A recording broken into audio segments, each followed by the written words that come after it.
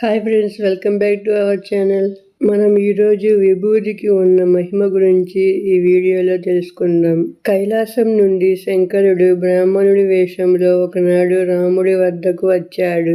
అప్పుడు రాముడు మీ యొక్క నివాసమును తెలుపమని అడిగాడు.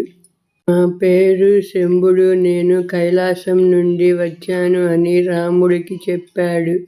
అప్పుడు రాముడు శంకరుడిగా గ్రహించి రాముడు విభూతి యొక్క మహిమను తెలుపమని అడుగగా అప్పుడు శివుడు ఇలా చెప్పాడు.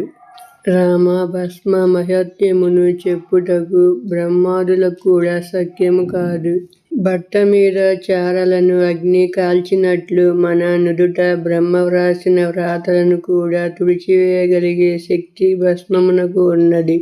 విభూతిని 3 రేఖలుగా మన నుదుటన పెట్టుకున్నట్లయితే త్రిమూర్తులను మన దేహము మీద ధరించినట్లే. ముఖమున భస్మము ధరించినట్లయితే నోటి పాపములు హరించును. చేతులపై ధరించిన చేతి పాపములను హరించును. హృదయముపై ధరించిన మనఃపాతకములను హరించును. అంటే దురాలోచనలు మొదలైనవి. నాభి స్థానమున ధరించుట వలన వ్యభిచారాది దోషములను, సర్పదోషములను పోగొట్టును. కావున భస్మము అని పేరు దీనికి వచ్చింది. భస్మము మీద పడుకున్నా, తిన్నా, ఒంటికి పూసుకున్న పాపములన్నీ భస్మీభూతములు అగును. ఆయుష్ కూడా పెరుగుతుంది. గర్భిణీ స్త్రీలకు సుఖప్రసవం కలిగించును.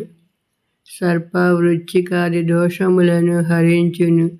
భూత ప్రేత పిశాచులను పోగొట్టును. ఈ భస్మమును ఆవు పేడ పిడకలను కాల్చుతూ మంత్రము చెప్పుచు భస్మము తయారు చేసుకోవలెను. ఓం నమఃశివాయ అనే మంత్రముతో విభూతి ధారణ చేసుకోవలెను. ఈ వీడియో మీకు నచ్చినట్లయితే వీడియోకి ఒక లైక్ చేసి ఛానల్ని సబ్స్క్రైబ్ చేసుకోండి. Okay bye. ఓం నమఃశివాయ అనే కామెంట్ చేయండి.